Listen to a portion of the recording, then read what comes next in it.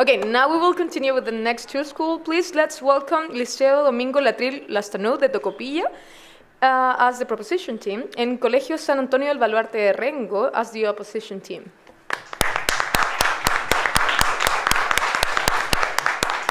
When someone discovered that information was business, truth stopped being important. Ryszard Kapuscinski, Polish journalist. Close quote. Good morning, my name is Ilan Nunes, and I am the first speaker from the Domingo Latrille High School debate team from Tocopilla and Antofagasta region. To start, what is privacy? According to the Business Dictionary, in general, the right to be free from secret surveillance and to determine whether, when, how, and to whom one's personal or organizational information is to be revealed. In specific, privacy may be divided into 4 categories: physical, informational, decisional, and dispositional. The origins of the right to privacy can be traced to the 19th century. In 1890, Samuel J. Warren and Louis Brandeis published The Right to Privacy. This became an influential article that proposed a general common law right of privacy. Before this publication, no U.S. court had explicitly recognized it as a legal right. Dignity and consciousness of oneself is a part of our nature which most profoundly distinguishes us as human beings from all other animals. As such, it is essential that we protect and defend our dignity and self-consciousness. We, as Domingo Latrille's debate team, feel so humble and grateful to represent our region, our town, and the public education system. We are so excited to start. Thank you. Definitions of privacy vary widely according to context and environment. In many countries, this concept has been fused with data protection that interprets privacy in terms of personal information. But outside this rather strict context and how we understand it, we believe that the privacy is the way to draw a line at how far society can intrude into a person's affairs. Is our privacy too important to lose our commonwealth? Is terrorism or corruption less important than this privacy? Well, our team will be focused on these 2 important words, and we think that it's crucial to define what these words mean. Since the beginning of democratic governance, tension between an imperative that the government needs to know as much as possible in order to protect the well-being of its citizens, and citizens' right to privacy from the government's overreach. In exploring this tension, we must ask ourselves, does the individual's right to privacy outweigh the government's duty to obtain information in order to provide security?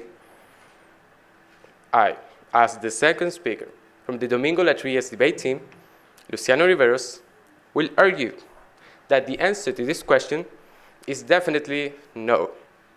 It cannot be said that the right to information should supersede the right to privacy in all cases, due to the fact that this statement is paradoxical.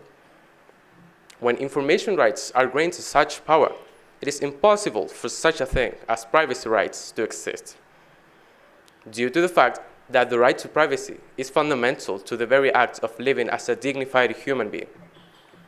As we will go on to show you, we should not allow any incursions upon this right, even to allow the right to information. Good morning, everyone. My name is Chris Pulgar, and I'm the second speaker, and I'll present the first argument of my team. We truly believe that the right to information can supersede the right to privacy in order to fight against corruption. Ensuring disclosure of and access to information can empower people and institutions to prevent and fight corruption. In this way, government must proactively release information about what they do, and we must use this information to make full use of our rights. For example, in Brazil was required by the access to public information and transparency law, government proactively publishes budgetary information online, information that is used by the media to supervise programs, spot inconsistencies, and expose corruption, exposure that has led to investigations on several politicians and the resignation of several ministers in the last years. Information is power. Where it's not freely accessible, corruption can thrive. and basic rights might not be realized. So governments can hide their corrupted actions by controlling or censoring the media, and this prevents the facts being reported. So the truth is gagged. Privacy is dead, and social media holds the smoking gun. Pete Cashmore, close quote. Good morning, my name is Michelle Diaz, and I am the third speaker of Domingo Latrille's debate team. Every day we are told that information is life, that we should abolish any kind of restriction, that no one has the right to stop us from knowing whatever we have, even the most fleeting desire to be aware of. I reject this. Is all information accurate and necessary? A particularly heartbreaking and sensitive case for us Chileans is that of Nabila Rifo, who was cruelly abused by her husband, and then have to endure the details of this abuse being made broadly available to the general public of Chile. Should Nabila Rifo's privacy be the price she had to pay for justice? Nabila Rifo, after a violent ordeal, had to lose the basic human dignity of privacy because of the demands of what the public saw as the right to whatever information they desired. In that instance, the social expectation and the social exposure of what happened to her was so massive that even the Supreme Court decided to change the broadcast condition of information about victims after her case. Is that not proof that we are right? Good morning, judges. Good morning, audience and opposite team. I would like to answer to the second speaker of the opposite side when he said something about the human rights. In the Section 8 in the Right to Information Act 2005 says that information that this clause of which will danger, I'm quoting, the life or physical safety of any person or identify the source of information or assistance given in confidence for law enforcement or security purposes, which means that private information that hurt somebody is able to be a public, like in a public information. She also said something about Nabila Rifo, I guess.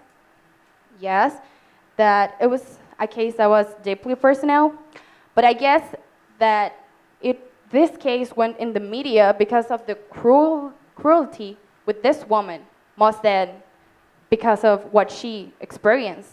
That's why the news covered everything, because it was very cruel, and every woman needs to know that this could never happen to other women, ever.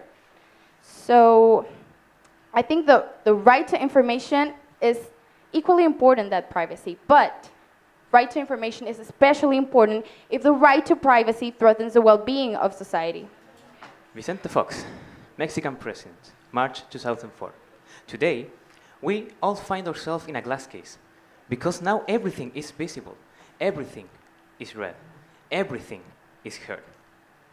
Good morning, my name is Brandon Hara, and I am the fourth speaker of Domingo Latrille's debate team. You spoke about the terrorists. What do the terrorists want? They want a totalitarian state with less human dignity.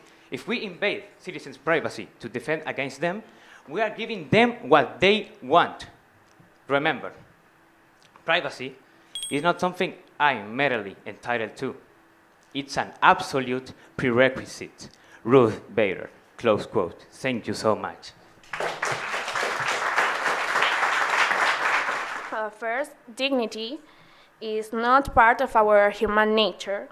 We have to own it by honorable actions. And other things, the case of Nabila Rifo, it helps to motivate Chilean reform about women violence.